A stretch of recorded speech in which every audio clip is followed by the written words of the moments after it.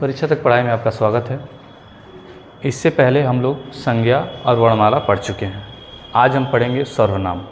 ठीक है, तो सर्वनाम में सर्वनाम कितने प्रकार का होता है, कितने भेद होते हैं, सर्वनाम किसे कहते हैं, ये सारा आपको इसमें बताया जाएगा। हाँ, और इससे पहले आपको ये भी बता दें कि वीडियो जो है काफ़ी दिनों से नहीं आ पा रही है। तो कारण है बहुत सारा, जैसे इस समय बिजली का संकट है, बिजली संकट ज़्यादा हो रहा है, यहाँ पे कटौती, गर्मी बहुत तेज़ है। और जिस मोबाइल से शूट करते हैं, ठीक ना, मोबाइल फ़ोन से, तो मोबाइल फ़ोन में भी थोड़ी दिक्कत थी। असल में हम लोग कैमरा यूज़ नहीं कर पाएंगे क्योंकि उतना हम लोग का लागत ही नहीं है। फ़िलहाल में इसी सब से हम लोग यूज़ करते हैं, ठीक है, मोबाइल से। तो हम सर्वनाम पहले देखेंगे आज। इससे पहले वर्णमाला संज्ञा देख चुके हैं। तो संज्ञा के स्थान पर प्रयुक्त होने वाले शब्द को सर्वनाम कहते हैं, जैसा कि लिखा है यहाँ पे। तो बहुत सारे लोग यही कहेंगे कि यहाँ पे लिखा है, वही बता रहे हैं हम। तो संज्ञा के स्थान पर प्रयुक्त होने वाले शब्द को सर्वनाम कहते हैं। तो आपको हम बता दें संज्ञा सर्वनाम होता क्या है यहाँ पे। जैसे राम अच्छा लड़का है, अच्छा लड़का है। राम अच्छा लड़का है। राम बहुत ईमानदार है। राम बहुत ईमानदार है। ठीक है, आपको दिख रहा होगा। इसके आगे और भी लिख सकते हैं इसमें, राम ईमानदार के साथ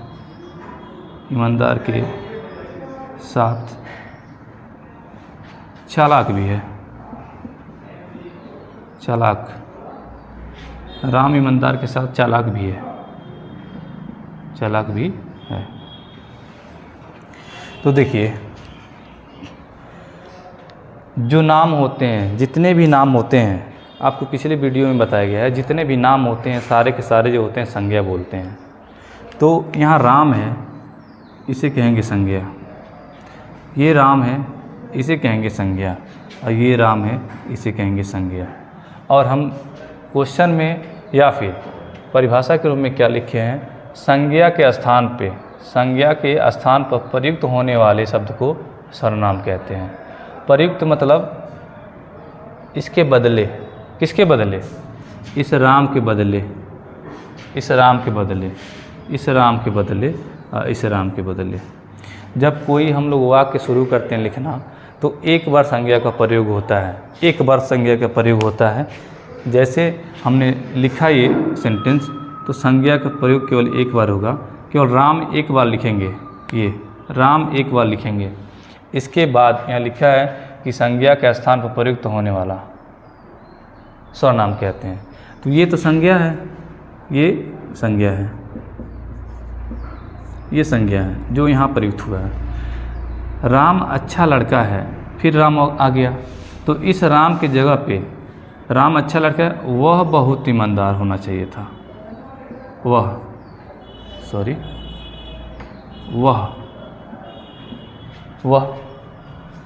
राम के स्थान पे वह लगा दें, राम के स्थान पे उसे लगा दें, राम के स्थान पे उन्हें लगा दें। मतलब यहाँ किसी का भी नाम ले लीजिए, इसी के नाम यहाँ अगर फिर लिखा जाता है तो ये सेंटेंस ही गलत माना जाएगा। इसी राम को बार बार न प्रयोग करके हम लोग सर्वनाम का प्रयोग करते हैं। ठीक है, और जो सर्वनाम होते हैं आपको बताए जाएंगे, 11 होते हैं, 6 होते हैं, उन्हीं में से प्रयोग होता है। देखिए, राम अच्छा लड़का है, वह बहुत ईमानदार है। देखिए कितना अच्छा लग रहा है, वह बहुत ईमानदार है। लेकिन अब कहें राम अच्छा लड़का है, राम बहुत ईमानदार है, मतलब बेकार टाइप का लग रहा है, ये गलत टाइप का लग रहा है। फिर ये हो गया, उसके बाद राम ईमानदार के साथ साथ चालाक भी है। कितना सही, ये सही लग रहा है? बिल्कुल नहीं सही लग रहा है। तो राम के स्थान पे जो हम लोग प्रयोग करेंगे जिस भी शब्द का, उसी को कहेंगे सर्वनाम। यहाँ भी सर्वनाम का प्रयोग करेंगे और यहाँ भी, जैसे आप देख रहे हैं, राम अच्छा लड़का है, वह बहुत ईमानदार है। इस टाइप से हम लोग प्रयोग करेंगे। तो संज्ञा, ये संज्ञा है ना, तो संज्ञा के स्थान पे इसको प्रयोग करते हैं, संज्ञा के स्थान पे। यहाँ भी संज्ञा के स्थान पे प्रयोग होगा, इसलिए इसे कहते हैं सर्वनाम। संज्ञा के स्थान पर प्रयुक्त होने वाले शब्द को सर्वनाम कहते हैं। उम्मीद है ये समझ में आया होगा आपको। संज्ञा क्या होता है और सर्वनाम क्या होता है। संज्ञा किसी के नाम को कहते हैं और नाम के बदले जब हम 11 और 6 का प्रयोग कर देते हैं, 11 ये, ठीक है, और 6 ये, इनका प्रयोग कर देते हैं, उसी को कहते हैं सर्वनाम। तो प्रयुक्त हो गया। हिंदी में सर्वनाम शब्द का अर्थ है, हिंदी में सर्वनाम शब्द का अर्थ है किसी संज्ञा के स्थान पर आया हुआ शब्द। किसी संज्ञा के स्थान पर आया हुआ शब्द, ये लीजिए, ये रहा संज्ञा, और संज्ञा के स्थान पर आया है वह, इसे कहते हैं संज्ञा के स्थान पर आया हुआ शब्द। ये रहा संज्ञा के स्थान पर आया हुआ शब्द। हिंदी में सर्वनाम शब्द का अर्थ है किसी संज्ञा के स्थान पर आया हुआ शब्द। जैसे कि ये रहा संज्ञा, संज्ञा के स्थान पे आया हुआ शब्द, ये रहा संज्ञा, संज्ञा के स्थान पे आया हुआ शब्द। उम्मीद है आपको समझ में आ रहा होगा। उसके बाद सर्वनाम। सर्वनाम के भेद। सर्वनाम के भेद। हिंदी में कुल 11 सर्वनाम होते हैं। हिंदी में कुल 11 सर्वनाम होते हैं जो प्रयोग में लाए जाते हैं, और ये जो होते हैं 11, ये संस्कृत से उत्पन्न होते हैं। कहाँ से? संस्कृत से उत्पन्न होते हैं 11। आप इसे कुल भी कह सकते हैं। हिंदी में कुल 11 सर्वनाम का प्रयोग होता है जो संस्कृत से आया हुआ है या उत्पन्न है, जो आपको यहाँ दिख रहा है। और कौन कौन से होते हैं 11? कौन कौन से 11 होते हैं? मैं, तुम, आप, यह, वह, जो, सो, कौन, क्या, कोई, कुछ। कुल 11 सर्वनाम हैं जो संस्कृत से उत्पन्न हुए हैं। हिंदी में 11 कुल सर्वनाम हैं। उसके बाद ये प्रकार होता है। प्रकार या इसी को कहिए भेद। प्रकार या इसी को कहिए भेद। इसी को कह सकते हैं सर्वनाम के मुख्यतः 6 भेद होते हैं। सर्वनाम के मुख्यतः 6 भेद होते हैं। कौन कौन से होते हैं? ये एक ट्रिक लिखा गया है, अपना सपना। ठीक है, अपना सपना। आगे मनी मत लगाइएगा, अपना सपना। ठीक है, तो अपना से, अ से अनिश्चित, अनिश्चित। ठीक है, अनिश्चित। अनिश्चित का मतलब जहाँ निश्चय नहीं हो पाएगा। ठीक है, जहाँ निश्चय नहीं हो पाएगा। कितने लोग हैं? अनिश्चित। प से प्रश्नवाचक। प्रश्नवाचक जिसमें प्रश्न पूछा जाता है, क्वेश्चन मार्क लगाया जाता है, उसे प्रश्नवाचक कहते हैं। ना से निश्चित। निश्चित मतलब यहाँ 10 लोग हैं, 5 लोग हैं, 50 रुपया है, ये। स से संबंध। संबंध इसमें बताना होता है। और ये प से पुरुषवाचक सर्वनाम। पुरुषवाचक सर्वनाम अपने आप में 3 प्रकार का होता है। अगर कहा जाए सर्वनाम में तो सबसे बड़ा सर्वनाम इसी को माना जाता है, क्योंकि अपने आप में ये 3 प्रकार का हो जाता है। और अंत में एक और है जो निजवाचक कहते हैं। निज, जो निजता होता है ना, अपना निजता, पर्सनल चीज़ें, उसे निज। ठीक है, तो ये 6 प्रकार के हैं। मुख्यतः 6 प्रकार के सर्वनाम होते हैं। कुल 11 प्रकार के सर्वनाम होते हैं। जो 11 प्रकार के कुल सर्वनाम होते हैं वो हिंदी में संस्कृत से उत्पन्न हुए हैं। उम्मीद है आपको समझ में आ रहा होगा। तो इनमें से, इन 6 में से सबसे पहले हम लोग देखेंगे अनिश्चयवाचक सर्वनाम। अनिश्चयवाचक सर्वनाम। अनिश्चयवाचक सर्वनाम किसे कहेंगे? अनिश्चय, जिसमें किसी भी चीज़ का निश्चय न हो। किसी भी चीज़ का निश्चय न हो। जैसे कि ये क्लियर ही ना हो पाए कि यहाँ पे कितने मार्कर हैं। हम कहें बहुत मार्कर हैं, तो बहुत है तो फिर कहाँ क्लियर है ये। लेकिन हम कहेंगे 3 है तो फिर अलग हो जाएगा ये। हम कहेंगे बहुत है तो फिर ये अलग है। ठीक है, बहुत है तो निश्चय नहीं हो पा रहा है, और 3 बोल देंगे तो निश्चय है ये। तो हम सबसे पहले पढ़ेंगे निश्चयवाचक सर्वनाम। तो निश्चयवाचक सर्वनाम में शब्द, चलो अनिश्चयवाचक सर्वनाम में हम लोग अनिश्चयवाचक सर्वनाम देख रहे हैं, जिसमें अनिश्चयवाचक सर्वनाम में जब कोई भी वस्तु, कोई भी चीज़ें जब निश्चित ना हो, कोई भी चीज़ें जब निश्चित ना हो, जैसे कहें कि कोई, बहुत, तो कुछ, तो कहाँ निश्चित हो पा रहा है। कुछ लड़के आए हैं, हालांकि ये सही नहीं है। कुछ लोग हैं, तो ये है अनिश्चय।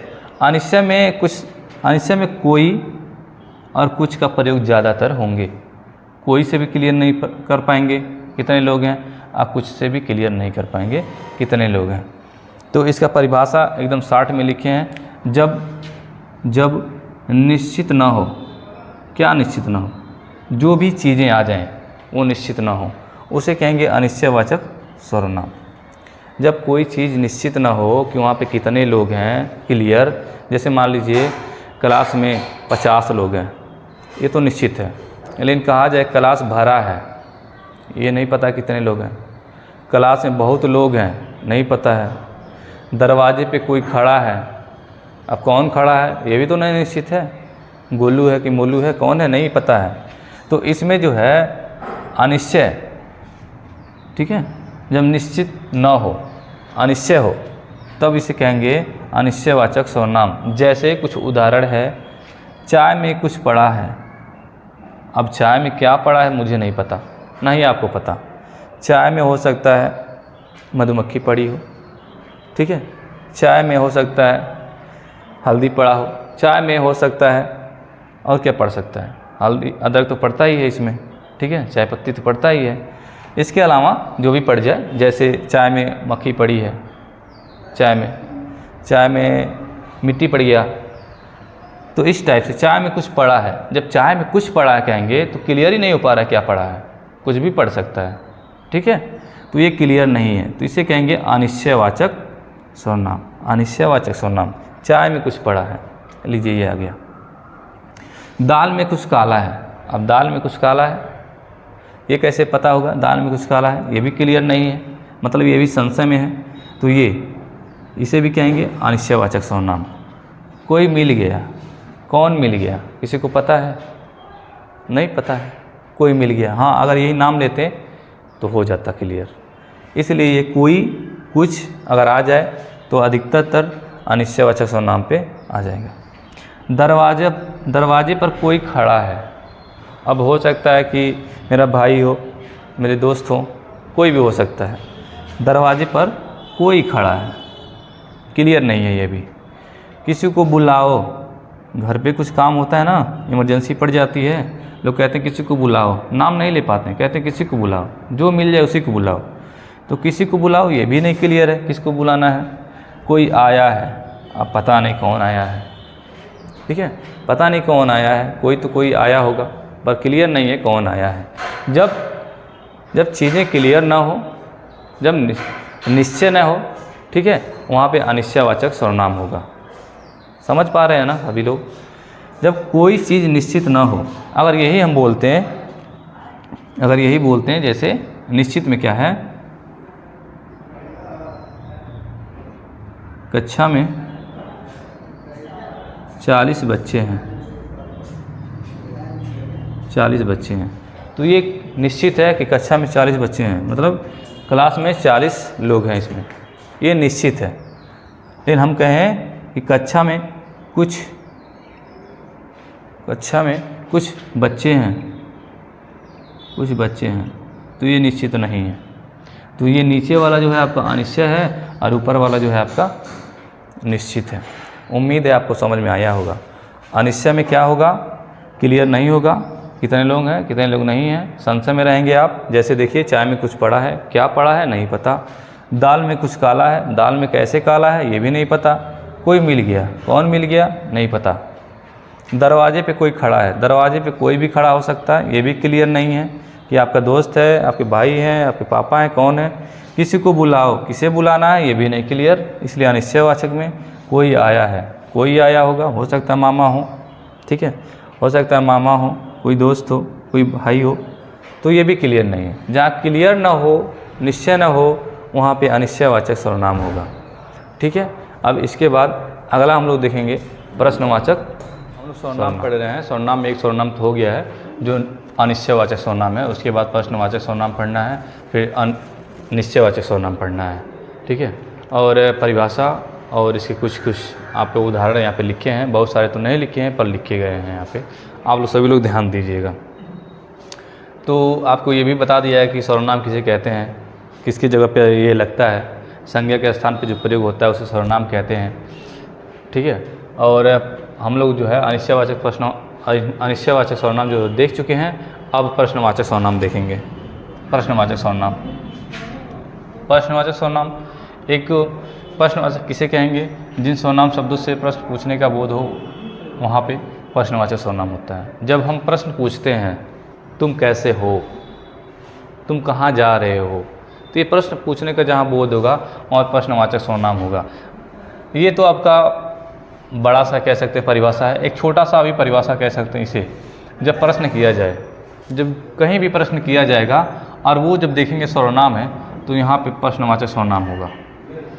जब प्रश्न किया जाए, जैसे में कहाँ, कब, कैसे, कौन, इसके अलावा और भी शब्द आ सकते हैं जहाँ पे प्रश्नवाचक चिन्ह लगे रहते हैं। प्रश्नवाचक चिन्ह यही होता है, प्रश्नवाचक चिन्ह यही होता है। प्रश्नवाचक चिन्ह ये रहा, प्रश्नवाचक चिन्ह। हर एक वाक्य में प्रश्नवाचक चिन्ह लगा रहेगा, तभी ये सही माना जाएगा, नहीं तो गलत माना जाएगा। और सभी में ये प्रश्न पूछा जाएगा। जैसे प्रश्न कैसे पूछा जाएगा? प्रश्नवाचक में तुम क्या पढ़ते हो, तुम क्या पढ़ते हो। जैसे लग रहा है ना कि हम पूछ रहे हैं तुम क्या पढ़ते हो, तुम क्या पढ़ते हो। हम कहेंगे कौन आया है, पता थोड़ी नहीं चल रहा है कौन आया है, किसने कहा था, किसने कहा था। देखिए ये प्रश्नवाचक, ये प्रश्नवाचक चिन्ह है, ये प्रश्नवाचक चिन्ह है। जैसे लग रहा है ना सवाल किया जा रहा है इसमें। तुम कब मिलोगे, कब मिलोगे, ये रहा प्रश्नवाचक। तुम कब मिलोगे, कहाँ मिलना है, कहाँ मिलना है, ये रहा प्रश्नवाचक। क्यों मिलना है, क्यों मिलना है। देखिए क्यों मिलना है, प्रश्न तो कर ही रहा है ये, इसके अलावा प्रश्नवाचक चिन्ह भी लगे हैं, सब में लगे हैं प्रश्नवाचक चिन्ह। ये प्रश्न भी करेगा और वाक्य के अंत में प्रश्नवाचक चिन्ह भी लगेंगे, तभी ये सही होंगे। कैसे, कैसे, कैसे मिलना है। और ये शब्द कहीं भी प्रयोग कर सकते हैं। जैसे मान लीजिए मुझे नौकरी के चक्कर में बात करना है किसी से, तुम कब मिलोगे, कहाँ मिलना है, कहाँ मिलना है, क्यों मिलना है, कैसे मिलना है, ये सारा उसमें बताया जाएगा। तो ये सारा प्रश्न किया जा रहा है, ठीक है, ये सारा प्रश्न किया जा रहा है तुम क्या पढ़ते हो। तो प्रश्नवाचक सर्वनाम यही होता है जब वाक्य में प्रयोग किया जाए प्रश्नवाचक, वाक्य में प्रयोग किया जाए प्रश्नवाचक, या फिर सीधे ऐसे लिख दे, सीधे ऐसे लिख दे और पूछे ये सर्वनाम में कहाँ पे प्रयोग होगा, तो आप बताएंगे, ठीक है। प्रश्नवाचक सर्वनाम में इसका प्रयोग होता है। उम्मीद है आपको ये समझ में आ रहा होगा। तो यही है, ज़्यादा कुछ है नहीं इसमें सर्वनाम में। अब उसके बाद है निश्चयवाचक सर्वनाम। निश्चय, एक होता है अनिश्चय और एक होता है निश्चय।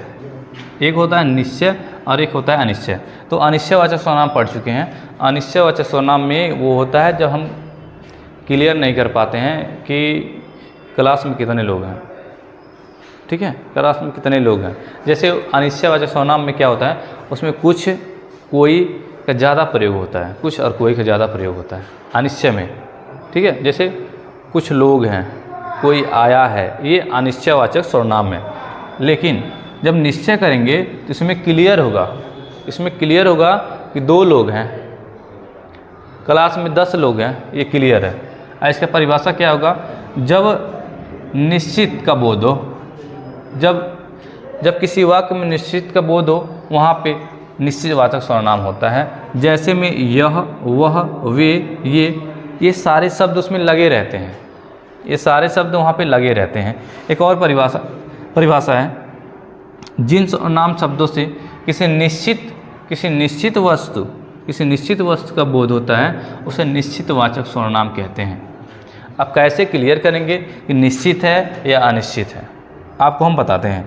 निश्चित कैसे करेंगे, यह घड़ी मेरी है, यह घड़ी मेरी है, ये जो घड़ी है ये मेरी ही है, ये निश्चित है, ये घड़ी जो है मेरी है। वह तुम्हारी घड़ी है, हम कहेंगे दूसरे से ना, वह तुम्हारी घड़ी है, हाँ मतलब उसी की घड़ी है, उसके अलावा और किसी की नहीं घड़ी है, मतलब निश्चित है। वह कल मेरे घर आएगा, ये निश्चित है, कल वो मेरे घर आएगा कि निश्चित, ठीक है। ऐसा थोड़ी ना है कि कोई मेरे घर आएगा, ये तो नहीं है। अगर ऐसा रहता कोई आएगा, तो ये अनिश्चित है, लेकिन इसमें कहा गया है वह कल मेरे घर आएगा, तो ये निश्चित है। और इसमें देखिए यह सर्प है, यह सर्प है, मतलब जो मेरे सामने है वो सर्प ही है, मेंढक नहीं है, वो सर्प है। मेंढक नहीं है, सर्प है। छछूंदर नहीं है, चूहा नहीं है, वो सर्प ही है। मतलब क्लियर है, निश्चित है, ठीक है, निश्चित है। यह शेर है, शेर है, एक बार हो गया शेर तो हो गया शेर, वो शेर ही है। हम उसे लोमड़ी नहीं कहेंगे, भेड़िया नहीं कहेंगे, क्योंकि निश्चित है, यह शेर है। यह रोटी जली है, जो मेरे पास रोटी है खाने में वो जली है, निश्चित है। ये जो मेरे पास रोटी आई है वो जली रोटी है। वह पका आम है, जो आम है वो पका है, ये नहीं है कि कच्चा है, वो आम पका है, तो ये भी क्लियर है। वे मेरे शिष्य हैं, जो है वो मेरे ही शिष्य हैं। ऐसा नहीं है कि उसमें से कोई भी ऐसा है जो मेरा शिष्य नहीं है, वो मेरे ही शिष्य हैं। तो आप लोग ध्यान देंगे इसमें, ठीक है। एक और बता देते हैं इसी में, निश्चय अनिश्चय में कैसे पहचानेंगे। कोई आया है, कोई आया है, कोई आया है, कोई आया है, दाल में कुछ पड़ा है, ये हो गया। और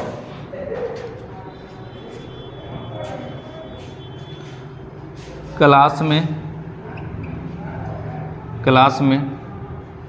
10 लोग हैं, क्लास में 10 लोग हैं, ठीक है। यह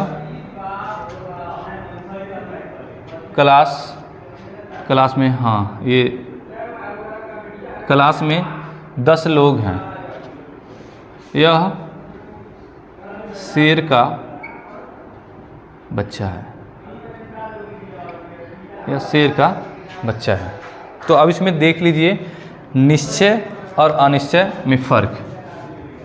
जैसे हम कहें इसमें कोई आया है, कोई आया है, कौन आया है नहीं पता है, कोई आया है, कोई भी हो सकता है, हमारा कोई मित्र हो सकता है, इसके अलावा और भी कोई हो सकता है जिसे हम नहीं जानते हैं। तो कोई का मतलब ये अनिश्चय है, इसमें क्लियर नहीं हो पा रहा है। दाल में कुछ पड़ा है, अब दाल में पता नहीं क्या पड़ा है, ये भी नहीं क्लियर है। तो इसलिए ये जो है अनिश्चयवाचक सर्वनाम है ऊपर वाला।